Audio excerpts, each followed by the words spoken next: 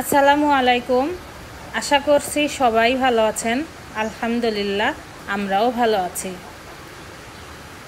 সকালবেলা ঘুম থেকে উঠে দেখি আকাশ মেঘলা হয়ে আছে, তার মানে আজকেও বৃষ্টি হওয়ার সম্ভাবনা আছে। তো শুরুতেই আমি ঘুম থেকে উঠে আঙিনা বাগানের সামনে একটুখানি আসলাম। আঙিনা বাগান থেকে গাছগুলোর অবস্থা কি দেখে যাচ্ছি, আর গাছের পাতাগুলো দেখে মনে হচ্ছে রাত্রেও হয়তো বৃষ্টি হয়েছিল। আমার মুরগির ঘরের এই কোণাটায় দুইটা চাল কুমড়া গাছ হয়েছিল নিজে থেকেই, এখন বেশ বড় হয়েছে, তবে এই গাছে এখনো ফুল ফল কোনোটাই ধরেনি।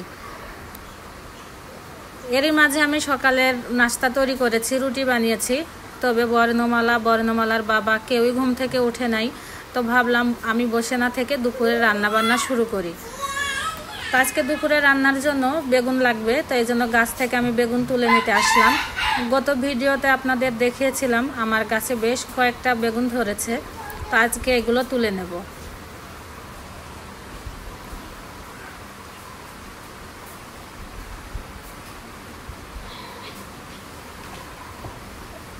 বেগুন গাছের পাতা, তারপরে বেগুনের বোটাই যেহেতু কাটা আছে, এ কারণে একটু সাবধানতার সাথেই তুলে নিচ্ছি। বেগুনগুলো খুব ছোট হলেও কিন্তু বেশ কাজে দেয়। যে দেখুন আমার এখন বেগুন রান্না করতে হবে, কিনতে হলো না, নিজের গাছে লাগানো বেগুন পেয়ে গেলাম। এটা খেতে যে ভীষণ আনন্দ লাগে, তার সাথে তুলতে আরও বেশি ভালো লাগে।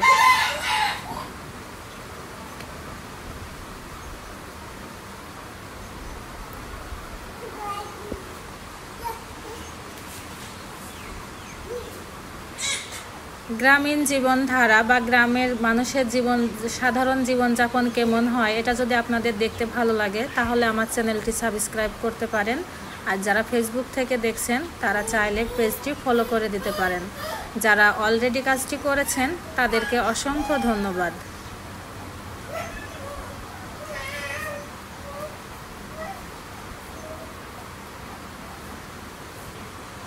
মেয়ে ঘুম থেকে যদি তাড়াতাড়ি উঠে যায় তাহলে আমার কাজের দেরি হয়, আর আজকে যেহেতু ঘুম থেকে একটু দেরিতেই উঠছে, এ কারণে আমার কাজ দ্রুতই হয়ে যাচ্ছে। তো গাছে আর একটা বেগুন থাকলো, আর বাকি চারটা এখন রান্নার কাজে নিয়ে যাব। কি রান্না হবে সেটাই তো আপনাদের বলা হলো না, চলুন রান্নাঘরে যাই তারপরে বলি। গতকাল বেশ কয়েকটা বিলের খলসে মাছ আমি কেটে ধুয়ে রেখেছিলাম, তবে রান্না করছিলাম না। ভাবলাম আজকে বেগুন, আলু, পেঁয়াজ, কাঁচামরিচ এগুলো দিয়ে খলসে মাছ রান্না করব।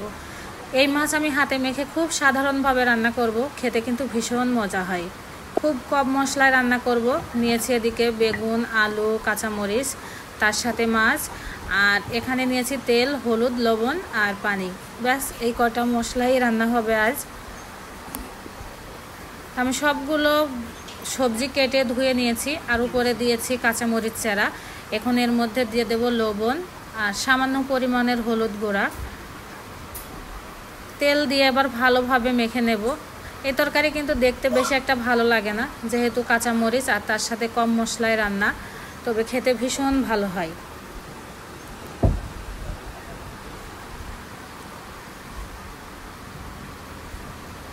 এবার হাতের সাহায্যে মেখে নেব খুব ভালোভাবে। পরিমাণ মতো সয়াবিন তেল দিয়ে দিয়েছি। বেশ খানিকক্ষণ ভালোভাবে মেখে নিয়ে এবার দিয়ে দিচ্ছি মাছ। এবার মাছগুলো ভালো করে মিশিয়ে নেব।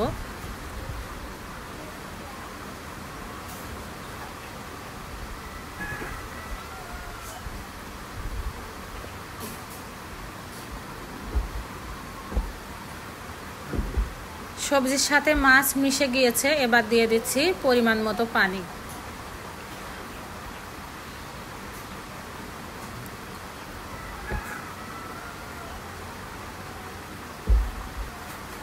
এবার ঢাকনা দিয়ে চুলাটা অন করে দেব। যতক্ষণ না বলক আসলো ততক্ষণ আমি ঢাকনা উঠাইনি।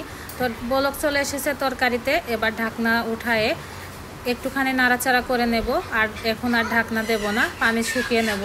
পানি শুকানোর সাথে সাথে আলু বেগুন সিদ্ধ হয়ে যাবে, যেহেতু আলু বেগুন খুবই চিকন করে কাটা। তো বিলের খলসে মাছ আমার রান্না পুরোপুরি প্রস্তুত। এখন আমি আরও কিছু রান্না করে নেব। তো ভাবছি আজকে খলসে মাছের সাথে রান্না করি ডাল, তার সাথে আলু ভর্তা দিয়েছি।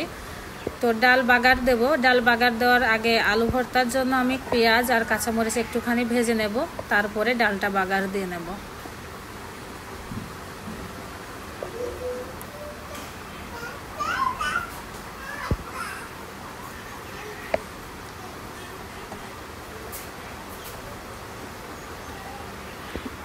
দুপুরের রান্না বান্না সব কমপ্লিট হয়ে গেল। এবার সব কিছু গুছিয়ে নিয়েছি। এখানে রান্না করেছি আলু বেগুন দিয়ে খলসে মাছ, আলু ভর্তা, ডাল, তার সাথে একটা লেবু। এ হচ্ছে আমাদের আজকের দুপুরের খাবার।